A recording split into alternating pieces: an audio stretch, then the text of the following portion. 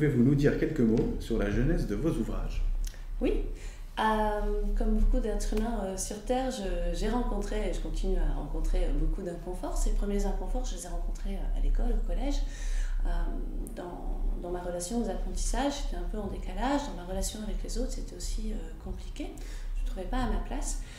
Quand je suis arrivée dans le monde adulte, je me suis retrouvée enseignante un peu par hasard, si le hasard existe. Et là, je me suis retrouvée confrontée à plein d'humanités, plein d'individus avec des profils différents et j'étais assez démunie. Je crois que j'ai beaucoup râlé, j'ai puni, je fais des choses aujourd'hui dont je ne suis pas super fière, mais parce que je n'avais pas les outils.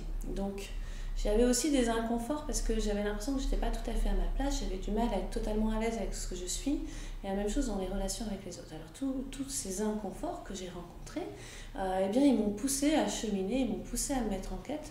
Donc j'ai commencé à démarrer un gros chemin en développement personnel, en thérapie. Je me suis formée beaucoup aussi en communication. J'ai même plongé un peu dans une partie de la médecine orientale. Et puis tous ces apports, ils m'ont nourri. Ils m'ont fait grandir, ils m'ont accompagnée à ouvrir mon cœur.